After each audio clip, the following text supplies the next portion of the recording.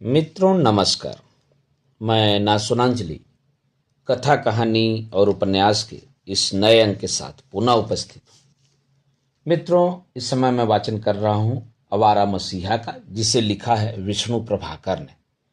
अब तक मैं आवारा मसीहा के प्रथम पर्व दिशाहारा के 11 अध्याय तक का वाचन अपने वाचन के पिछले क्रम में कर चुका हूँ। आज लीजिए सुनिए आवारा मसीहा के प्रथम पर्व दिशाहारा के 12वें अध्याय राजू उर्फ इंद्रनाथ की याद का वाचन मेरे अर्थात नासुनांचली के स्वर में। इसी समय सहसा एक दिन पता लगा कि राजू कहीं चला गया है। फिर वह कभी नहीं लौटा। बहुत वर्ष बाद श्रीकांत के रचयिता ने लिखा, जानता नहीं कि वह आज जीवित है या नहीं, क्योंकि वर्षों पहले एक दिन वह बड़े सुबह उठकर घर बार, जमीन जायदाद और अपने कुटुंब को छोड़कर केवल धोती लेकर चला गया और फिर लौट कर नहीं आया। ओह, वह दिन आज किस तरह याद है। शरद के जीवन में जैसे एक बहुत बड़ा शून्य उभर आया। जीवन के हर क्षेत्र में वही तो उसकी प्रेरणा था। आदमपुर क्लब के नाटक विभाग ने अनेक सुंदर नाटक मंचस्थ किए थे। उनमें प्रमुख थे मृणालिनी, बिल्वमंगल और जना। शरत ने इनमें क्रमशः मृणालिनी, चिंतामणि और जना की भूमिका निभाई थी।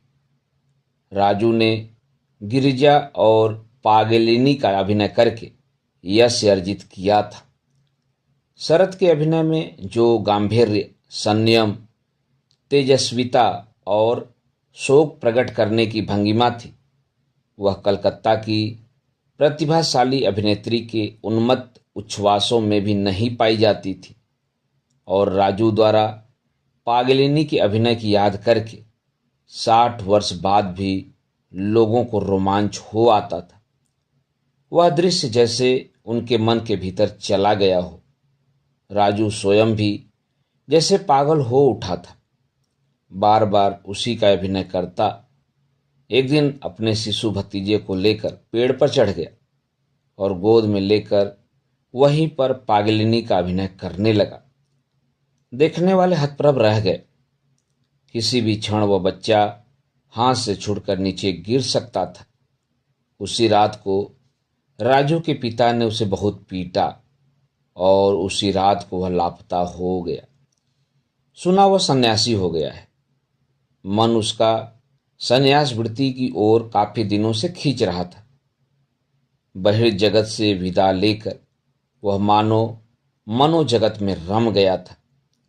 गंगा तट पर बच्चों के शमशान के पास ही अस्वस्थ का जो विशाल वृक्ष था, उसी के ऊपर उसने स्वयं एक काठ का ध्यान घर बनाया था। शरत के अतिरिक्त और किसी को उसने यहाँ नहीं आने दिया। उसमें प्रवेश कर पाना हर एक के बस की बात भी नहीं थी। बांस की सीढ़ी पर से होकर जाना पड़ता था। वहीं वह बीच बीच में ईश्वर की ज्योति के दर्शन कर आत्मविभोर हो उठता था। वह धीरे धीरे मौनी होता जा रहा था। अनशन करके दिन काट देता था। बंधु बांधव भी पीछे छूटते जा रहे थे। बस केवल बच्चों को ही वह प्यार करता था। उन्हें छाती से लगाकर उसे तृप्ति मिलती थी। वह उन्हें लेकर पेड़ पर चढ़ जाता था। पिता उसको पहचान न पाए और पक्षी उड़ गया संसार के उस पार। कुछ दिन बाद कई व्यक्तियों ने उसे हरिद्वार में देखने का दावा किया। एक बार एक महिला ने उदासी पंथ के अखाड़े में किसी को सुमधुर स्वर में बंगला गीत गाते हुए सुना। स्वर कुछ पहचाना सा लगा, इसलिए कौतूहलवश अंदर की ओर झांका। गाने वाले की उसकी ओर पीठ थी, पर उस पर नस्तर का दाग स्पष्ट दिखाई दे रहा था। उसे विश्वास हो गया कि निश्चय ही यह राजू है। उसी की पीठ पर नस्तर का दाग था। वह तुरंत अंदर गई और बोली, अरे राजू, तेरी माँ तेरे लिए पागल हो रही है और तू यहाँ साधु हुआ घूमता है। राजू ने उसी क्षण अपना मुंह ढक लिया, कोई जवाब नहीं दिया। समाचार पाकर उसकी माँ तुरंत हरिद्वार पहुंची, परंतु तब तक वह दल न जाने कहाँ चला गया था। बहुत खोज की गई, लेकिन सब व्यर्थ। राजू चला गया, उसकी वेदना का कोई पार नहीं था। उसके साथ बिताए गए अपने जीवन को याद करके उसके कलेजे में टीस उठने लगती। वह उसका कितना बड़ा मित्र था। उसी से उसने सीखा था कि भले ही संसार में दूसरे मूल्य किसी स्तर पर झूठ बोलने लगें, लेकिन सहज मानवीय करुणा कभी नहीं झुठलाई जा सकती। उस बार जगतधात्री पूजा के ठीक अगले दिन मामा के घर यात्रा का आयोजन था। कलकत्ता से नामी दल आया था। टोले मोहल्ले के सभी लोग देखने के लिए दल बनाकर आ पहुंचे। शरद भी एक कोने में बैठा तल्लीन भाव से देख रहा था कि तभी न जाने कहां से राजू आ पहुंचा। वह बहुत व्यस्त दिखाई दे रहा था।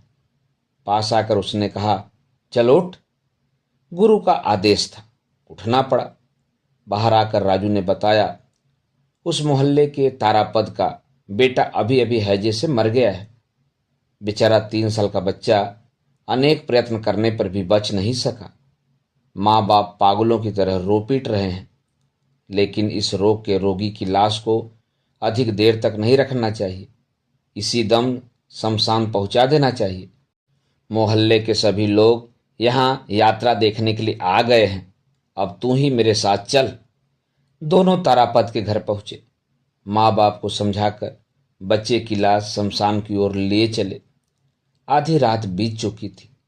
बहुत दूर जाकर शरत ने कहा, साथ में बत्ती ले लेना अच्छा रहता। राजू ने उत्तर दिया, रहता तो, मगर इस समय मिले कहाँ, देगा कौन। मेरे पास एक दिया सलाई है, उसी से काम चला लेंगे। शमशान ठीक गंगा तट पर था। जितना बड़ा उतना ही डरावना। दूर दूर तक बस्ती का निशान नहीं था। चारों ओर बालू का अखंड राज। कहीं कहीं खजूर के 1-2 पेड़ या कटेली झाड़ियां, यही कुछ वहां दिखाई देता था। शमशान के बीचों बीच एक झोपड़ा था। आधी पानी आने पर या किसी कारण विश्राम करने की आवश्यकता हो तो उसका उपयोग किया जा सकता था, लेकिन लोगों का विश्वास था कि इस झोपड़े में भूत रहते हैं। दिन में भी उसके भीतर जाने से डरते थे, लेकिन राजू इन बातों की चिंता नहीं करता था। वह सीधा उसी झोपड़े में जा घुसा। शरद भी पीछे पीछे चला आया, लेकिन डर के मारे वह कांप रहा था। राजू ने लाश को फर्श पर रख दिया। बोला, बहुत देर से बीड़ी नहीं पी है, पहले एक बीड़ी पी लूं। तभी सहसा अंधेरे में से एक आवाज आई, एक मुझे भी दोगे। शरद के रोंगटे खड़े हो गए, शरीर से पसीना बहने लगा। राजू ने पूछा, कौन है, और साथ ही साथ दिया सलाई जलाकर देखा। पाया कि पास ही मैले से बिस्तर पर एक आदमी गुदड़ी से ढका हुआ लेटा है। पूछा, तुम कौन हो। फिर आवाज आई, मैं गंगा यात्री हूं। अब उन्होंने ध्यान से देखा। गुदड़ी के भीतर लगभग 80 वर्ष का एक वृद्ध लेटा हुआ था। राजू ने उसे पीने के लिए एक बीड़ी दी। वृद्ध ने ऐसे कस खींचा मानो अमृत मिला हो। बोला, आह बेटा, तुमने बचा लिया। कई दिन से यहां पड़ा हूं, मौत भी नहीं आती। मेरे साथ मेरे 2 नाती और मोहल्ले का एक आदमी आया है। मैं जल्दी मर नहीं रहा हूं, इसलिए वे बड़े नाराज हैं। आज यात्रा देखने चले गए हैं। कहते हैं इसलिए लाए थे कि बुढ़ा जल्दी मर जाए, लेकिन गंगा की हवा खाकर यह तो अच्छा होता जा रहा है। न जाने मेरा क्या होगा। गंगा यात्री तो वापस लौट नहीं सकता। राजू ने तुरंत उत्तर दिया, कैसे नहीं लौट सकता, तुम भले चंगे हो। तुम्हारा घर कहाँ है, हम तुम्हें वहां छोड़ आएंगे, नहीं तो तुम्हारे साथी तुम्हारा गला दबाकर तुम्हें मार डालेंगे। बूढ़े ने कहा, हाँ बेटा, वे बार बार मुझे यही कहकर धमकी दे रहे हैं, न जाने किस वक्त गला दबा दें। राजू ने सबसे पहले लड़के को गाड़ा, फिर स्नान किया। इसके बाद सरस से कहा, मैं इस बूढ़े को कंधे पर उठा लेता हूं, तू उसकी गुदड़ी बगल में दबा ले। और वह उस्ताद सपेरा और अन्नदा दीदी राजू जैसे उस प्रेम प्लावित आत्मा को पूजता था। वह समाज बहिष्कृता कौन थी? ठीक ठीक इसका पता किसी को नहीं, परंतु यह सत्य है कि उसका पति मुसलमान हो गया था और समाज के आदेश पर भी वह उसे छोड़ नहीं सकी थी।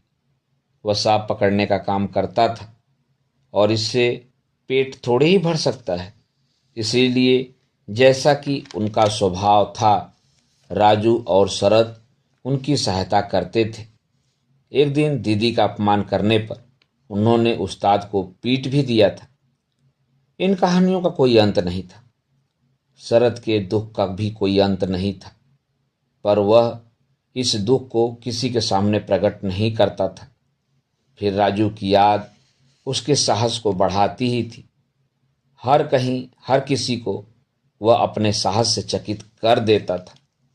मित्रों, अभी आप सुन रहे थे आवारा मसीहा के प्रथम पर्व दिशाहारा के 12वें अध्याय राजू उर्फ इंद्रनाथ की याद का वाचन मेरे अर्थात ना सुनांचली के स्वर में।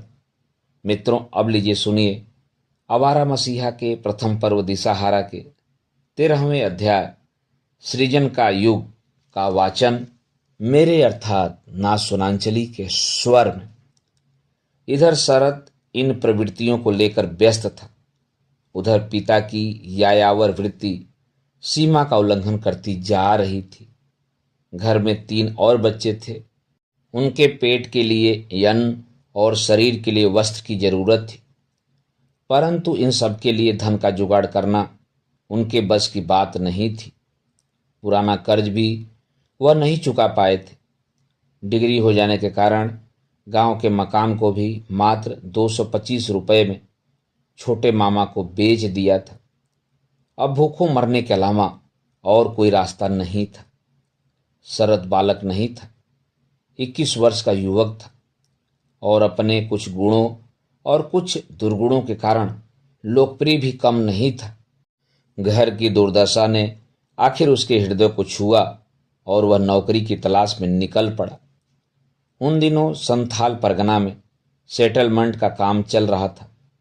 बनेली स्टेट की ओर से एक बड़ा कर्मचारी स्टेट के स्वार्थ की देखभाल के लिए नियुक्त था। शरद को इसी के सहकारी के रूप में नौकरी मिल गई। काम रुचि का था। अक्सर दौरे पर रहना होता था, तंबुओं में रहना, और जैसा कि देसी राज्यों में तब चलता था, गाना बजाना, शिकार खेलना, यही बड़े कर्मचारियों का मुख्य काम था। कभी कभी राजकुमार भी वहां आते थे। शरद ठहरा दुस्साहसी। बंदूक चलाने का उसने खूब अभ्यास किया। बहुत शीघ्र ही उड़ती चिड़िया को मार लेने की उसकी ख्याति हो गई। यह गुण उसकी लोकप्रियता को और भी बढ़ाने लगा। वह घूमने निकल जाता, कभी अकेले, कभी दल के साथ। शमशान भूमि से उसे विशेष प्रेम था। उस दिन घूमते घूमते वक्रेश्वर जा निकला। वहां की शमशान भूमि को देखकर वह मुग्ध हो उठा। शिव मंदिर के पास कैसा निर्जन है। उसके वैरागी मन को निर्जनता सदा प्यारी लगी। ढेर के ढेर नरमुंड झोलों की तरह सेमर की डाल डाल में लटके चमगादड़ और उनके बीच में उस विराट मौन में आर्तकंठ से रोता हुआ उनका एक बच्चा कुछ भी उसके वैरागी मन को विचलित न कर सका। और उस दिन राजकुमार के आने पर नाच गान की महफिल विशेष रूप से गुलजार हो उठी। सेटलमेंट के बड़े बड़े अफसर निमंत्रित किए गए थे। बहुत सा रुपया पाने की शर्त पर पटना से एक बाई जी भी आई। सुंदर तो थी ही, कंठ भी अत्यंत मधुर था। शरद को भी इस मजलिस में निमंत्रित किया गया। वह ऊंचे पद पर नहीं था, लेकिन उसके मधुर कंठ की बात राजकुमार के कानों तक पहुंच चुकी थी। वे बोले, आज तुमको गाना होगा शरद। यद्यपि उसका गाना संगीत के व्याकरण की दृष्टि से तो शुद्ध नहीं कहा जा सकता, परंतु उसका माधुर्य मन को छूने वाला था। स्वयं बाई जी ने भी उसकी प्रशंसा की। वह नाच गान में दक्ष थी। प्राणों की शक्ति उड़ेल कर उसने मजलिस में वीणा बजाई, परंतु भैंस के आगे बिन बजाए भैंस खड़ी पगुराए वाली स्थिति थी। उस मजलिस में केवल शरत ही रागनी के मर्म को पहचान सका।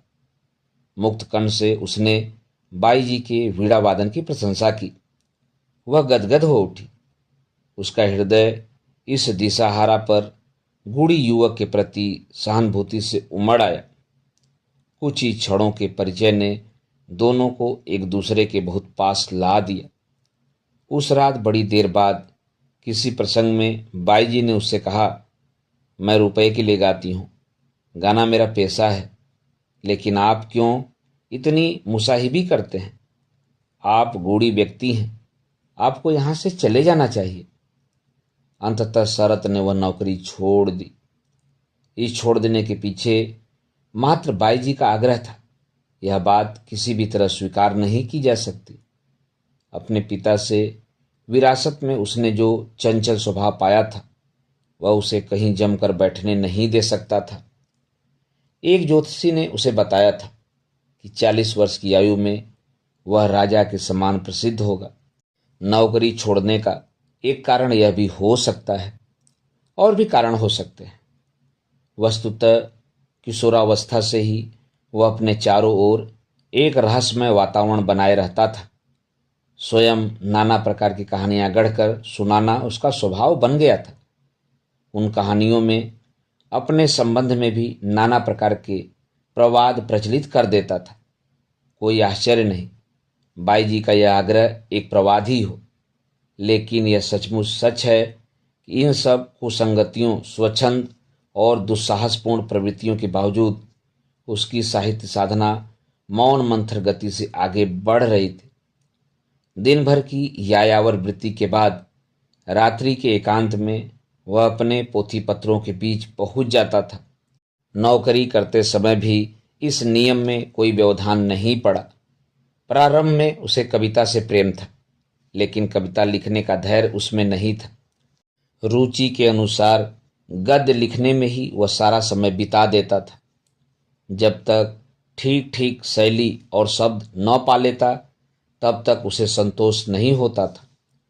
बार बार काटता रहता था, परंतु छंद का अनुसंधान उसे बहुत शीघ्र उकता देता।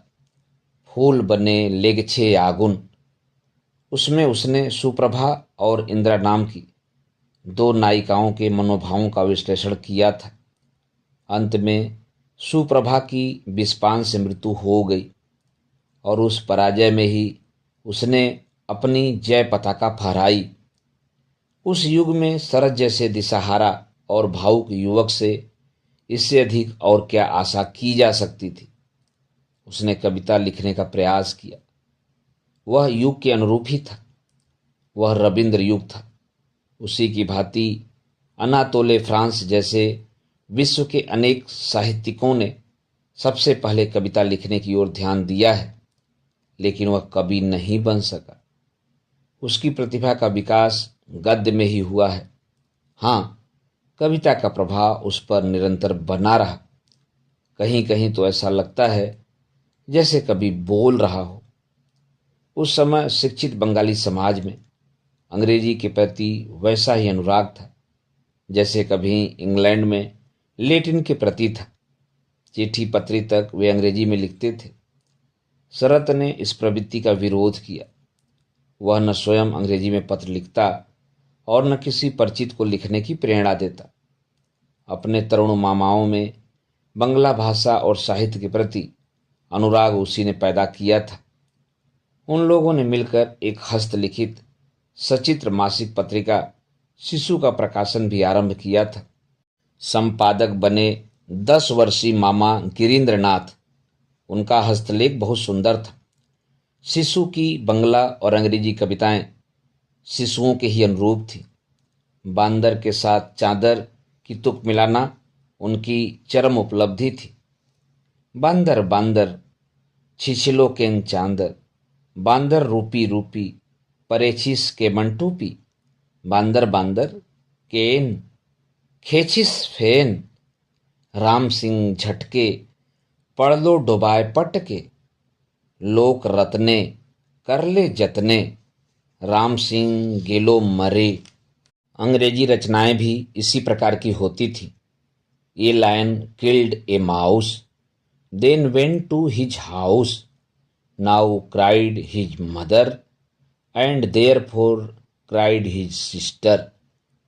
लेकिन उन दिनों ऐसे कामों में न कोई सहयोग देता था और न उत्साह ही बढ़ाता था। शिशु के कई अंक निकले, परंतु गांगुली परिवार में साहित्य के प्रति जरा भी प्रेम पैदा नहीं हुआ। अध्यापकों ने भी विरक्त होकर कहा, यह सब करने से क्या होगा, इससे अच्छा तो यह है कि अंग्रेजी लिखना सीखो। शिशु में शरद की कई रचनाएं छपीं। बोझा कहानी उसने अपने प्रिय मामा सुरेंद्रनाथ के नाम से प्रकाशित की। उस समय वह भागलपुर में नहीं था। लौटकर उसने सुना कि वह बड़ी सुंदर कहानी लिखता है। अवाक होकर बोला, मैं कहानी लिखता हूँ? मित्र ने कहा, हाँ, तुम्हारी कहानी बोझा बहुत सुंदर है। सुरेंद्र ने बोझा कहानी पढ़ी, समझ गया कि यह शरद का काम है। उसने पूछा, यह सब क्या है? अपनी रचना मेरे नाम से क्यों छापी है? हंसकर शरद ने उत्तर दिया, छापी है, इसमें तुम्हारी क्या हानि है? यह भी अपने को छिपाने की ही प्रवृत्ति थी। पढ़ता भी वह छिपकर ही था। न जाने कितने उपन्यास और विज्ञान की कितने पुस्तकें उसने पढ़ डाली थी। डिकेंस, थैकरे और श्रीमती हेनरी वुड उसके कुछ प्रिय लेखक थे। लिखने का क्रम भी चुपचाप चल रहा था। सुपदा उपन्यास उसने अभी अभी समाप्त किया था। इस उपन्यास में उसने अपने परिवार की चरम निर्धनता की झांकी दी है। दिन प्रतिदिन के जीवन में जो दुख दैन्य उसने पाया, उसका मार्मिक चित्रण उसमें हुआ है। व्यक्तिगत अभिज्ञता के बिना वह कुछ भी नहीं लिखता था। यह साहित्य साधना मात्र उसी तक सीमित नहीं थी। उसके चारों ओर ऐसे ही मित्रों का एक दल इकट्ठा हो गया था। उन्होंने एक साहित्य गोष्ठी की स्थापना भी की थी। यह गोष्ठी वैसे 6 वर्ष पूर्व से चल रही थी, पर जान पड़ता है बीच में ढीली पड़ गई थी। अब इसका पुनर्जन्म हुआ। उस गोष्ठी का नेता वह स्वयं था और उसके प्रमुख सदस्यों में थे मामा सुरेंद्रनाथ और गिरीन्द्रनाथ, मित्र योगेश मजमूदार और विभूति भूषण भट्ट। सुरेंद्र प्रारंभ से ही इसका सदस्य नहीं बन गया था। उस समय वह वहां नहीं था। बाहर से लौटने पर वह भी इसमें शामिल हो गया। एक और व्यक्ति का योगदान अस्वीकार नहीं किया जा सकता। वह थी विभूति भूषण की बहन निरुपमा देवी। वह बाल विधवा थी और उस कट्टर और संकीर्ण युग की प्रथा के अनुसार उसे प्रकट रूप में उस सभा में भाग लेने का अधिकार हो ही नहीं सकता था। जब पुरुष ही लुक छिपकर यह काम करते थे तो नारी की स्थिति की कल्पना आसानी से की जा सकती है। लेकिन निरुपमा लिखती अवश्य थी और उसके भाई के द्वारा वे रचनाएं गोष्ठी में विचारार्थ उपस्थित की जाती थी। उस दिन कोई नहीं जानता था कि यह छोटी सी साहित्य गोष्ठी अनेक भावी साहित्यकारों को जन्म देने में सफल होगी। परंतु यह सत्य है कि इन लोगों ने साहित्य सृजन का जो व्रत लिया वह माँ सरस्वती के आशीर्वाद से खूब फला फूला।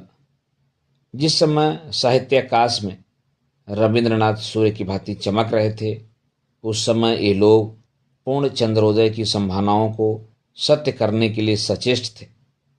बहुत वर्षों बाद शरत ने मामा गिरीन्द्रनाथ को लिखा था, मेरे दुख भरे जीवन की सुखद स्मृति यही साहित्य सभा है। घर के लोग जब तुम्हें खोजते फिरते थे, न पाने पर क्रुद्ध होते थे, तब हम छिप बैठकर साहित्य चर्चा करते थे। मैं वे सब बातें एक दिन भी नहीं भूल सका हूं।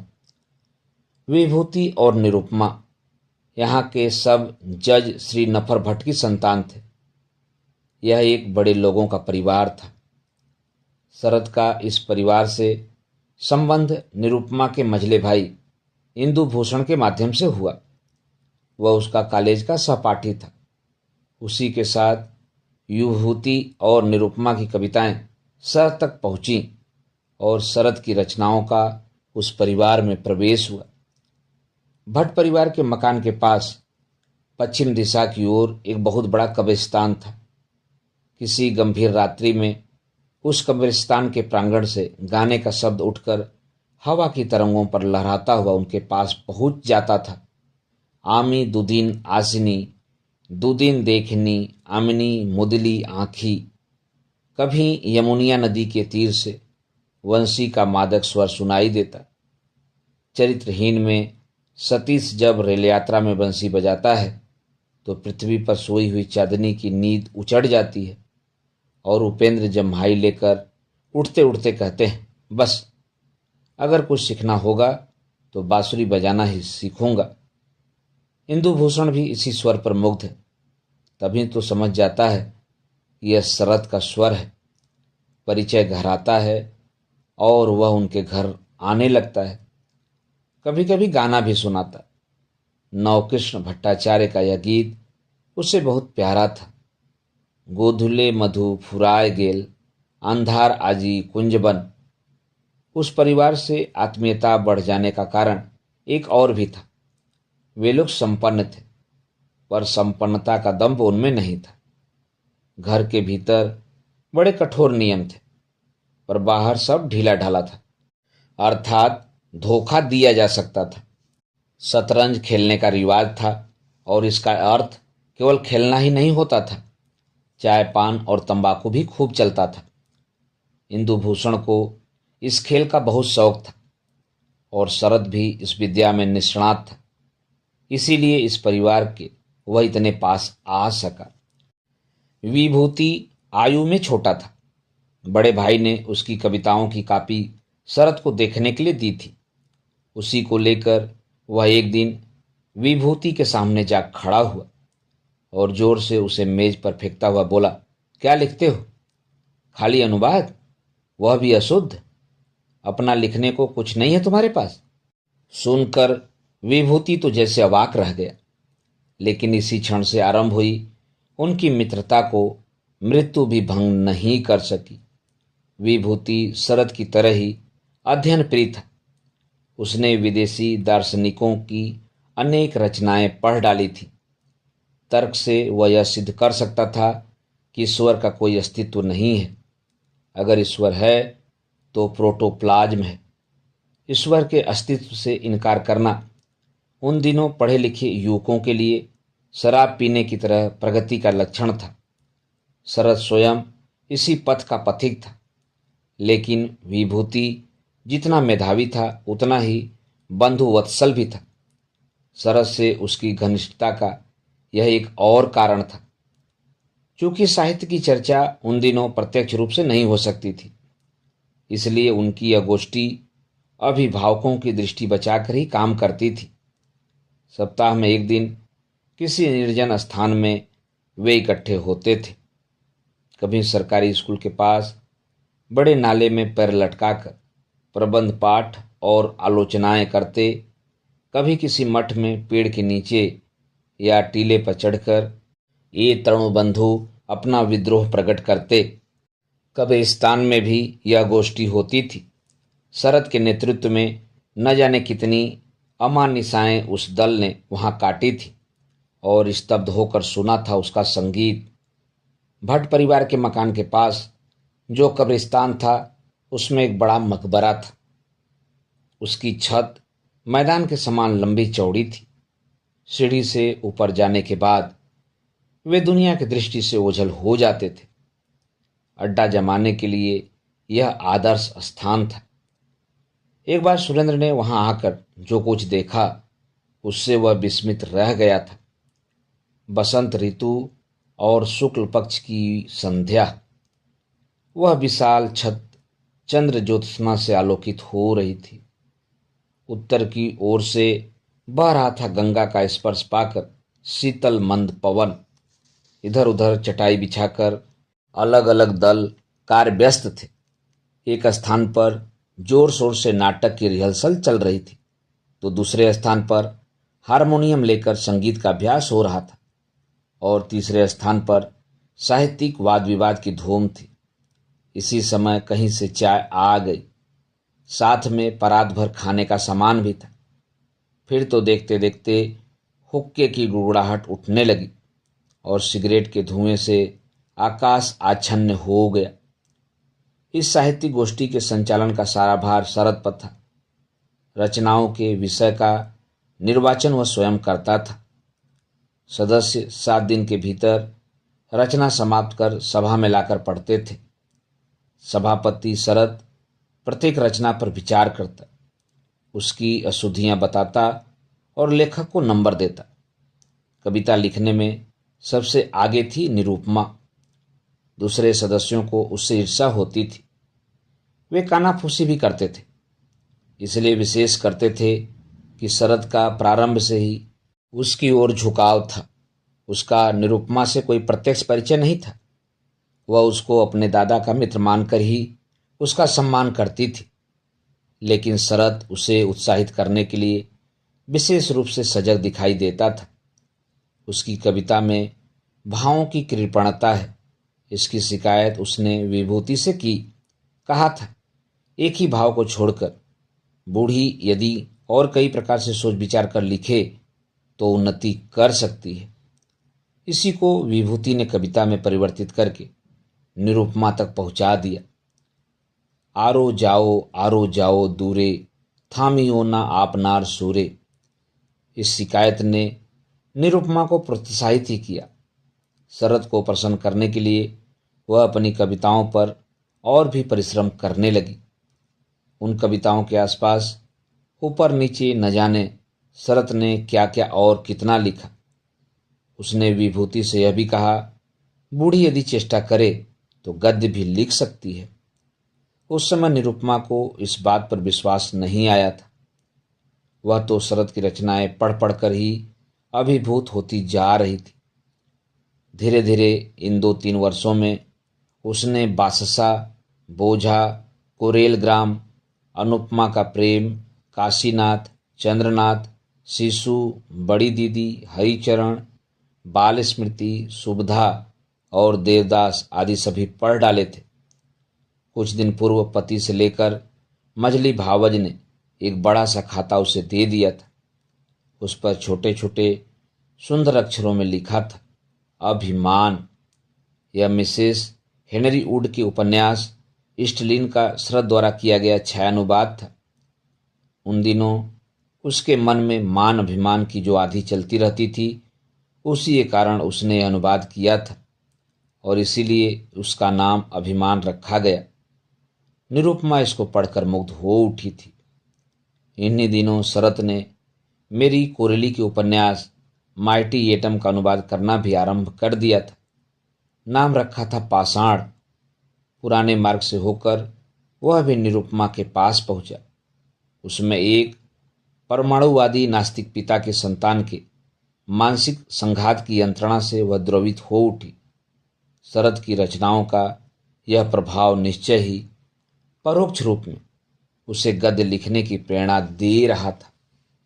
मित्रों, अभी आप सुन रहे थे आवारा मसीहा के प्रथम पर्व दिशाहारा के 13वें अध्याय सृजन का युग का वाचन मेरे अर्थात नासुनांचली के स्वर में। मित्रों, आवारा मसीहा के आगे के भागों का वाचन आप मेरे वाचन के अगले क्रम में सुन सकते हैं, तो जुड़े रहिए कथा कहानी और उपन्यास के साथ। धन्यवाद। नमस्कार।